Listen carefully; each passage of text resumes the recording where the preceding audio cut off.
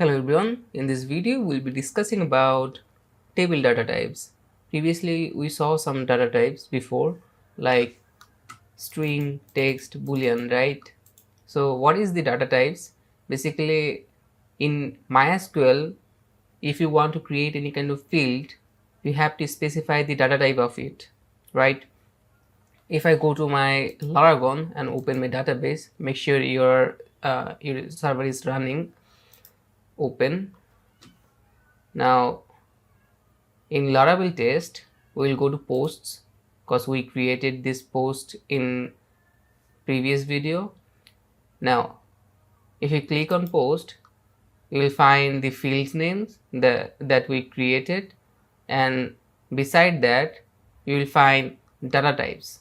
Like when I click on one of them, you can see here is the data types: tiny int, small int, then we have float, double, decimal, and we have varchar, char, and many more, right? These all are data types. So how can we specify these data types in our migration? Like this. I told you that string represents to varchar, right? So it can contain only 255 characters, right? And if you want to specify less than 255 characters, you can specify it here, like comma, then you will declare your length. Let's say it will be 100. So I want my title less than or is equals to 100 characters, right? If the title gets greater than 100 character, it will throw a error.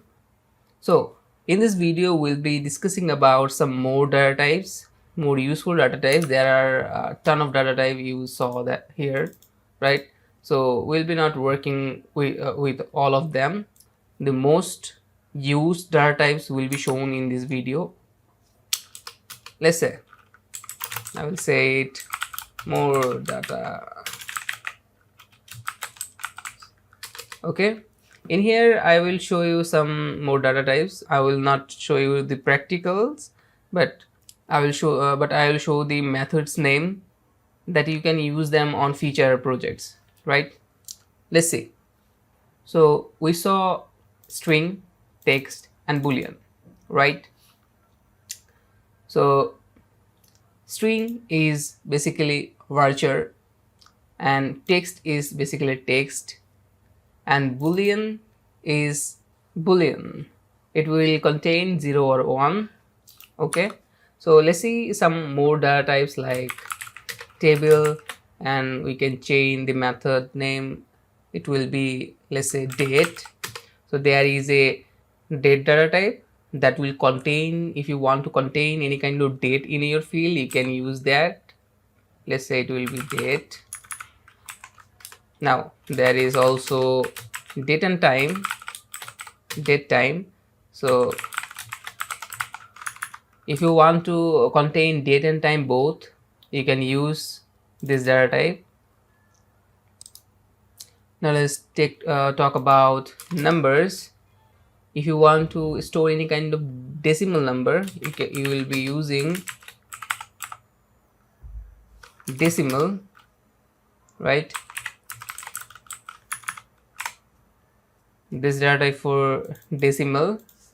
And then there are also double. If you want to store only double numbers, you can use that. And there is also float. If you want to store any kind of float number, you can use that, right? And there is also integer. If you want to store any kind of integer value, you can use that, right? Now there is also a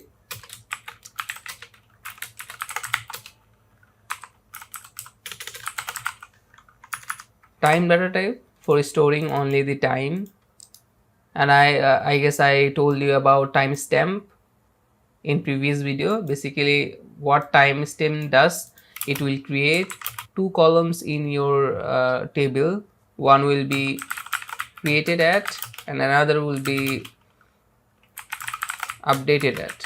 Okay, so when your row will be created, that will register that time, and also when that row will be updated, this field will contain the update time. We'll see them later when we will work with crude. I think these data types are quite enough, and there are another chaining method we can use. Like, let's say I want to make this amount column nullable at initial point, so I can use that nullable method, right? Suppose user didn't give any kind of value at the input, so at the initial point the row that just we created will be nullable. So same as this, we can add a default value to our rows. We can use default and set our value 0 or anything you like. You can pass a string or a number, it's totally fine depending on your data type.